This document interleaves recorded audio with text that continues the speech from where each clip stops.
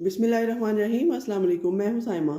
तो सर्दियों की मुनासबत से आपको पता है आजकल मौसम ऐसा है कि हमें खाना डाइजेस्ट नहीं होता अच्छे से और नेक्स्ट खाने का टाइम हो जाता है।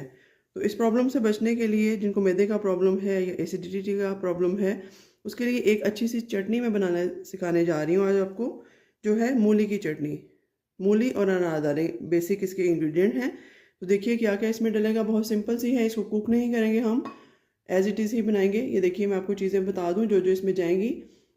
इसमें टमाटर डाला है मैंने 2 बड़े साइज़ के, मूली ली है 1 छोटे साइज़ की, सब्ज़ प्याज लिया है 1 पूरा, ग्रीन और वाइट दोनों पार्ट, और पुदीना है आधी गठी हरा धनिया है, 2 से 3 हरी मिर्चें हैं और 2 लेमन लिए हैं।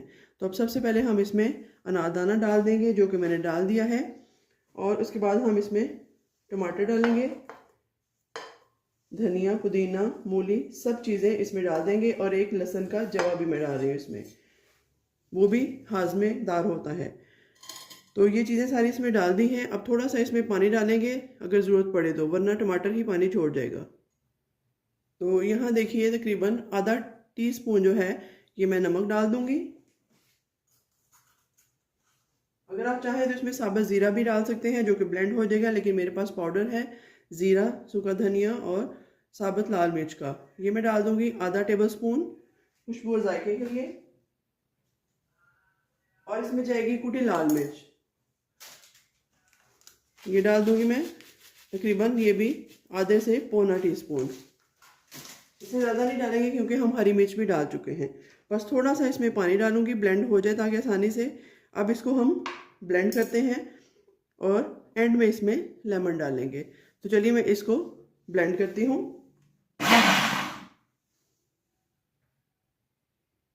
तो यहाँ देखिए इसको मैंने 4 से 5 मिनट अच्छे से ब्लेंड कर लिया है, नारदाना बारीक हो जाए ताकि अब ये चटनी तैयार है। तो देखिए एंड पे क्या करना है।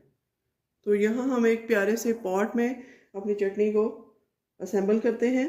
ये देखिए इस तरीके से बहुत ही मज़ेदार और हाजमेदार चटनी बनी है। इसको मैं अच्छे से नीट कर लेती हूँ।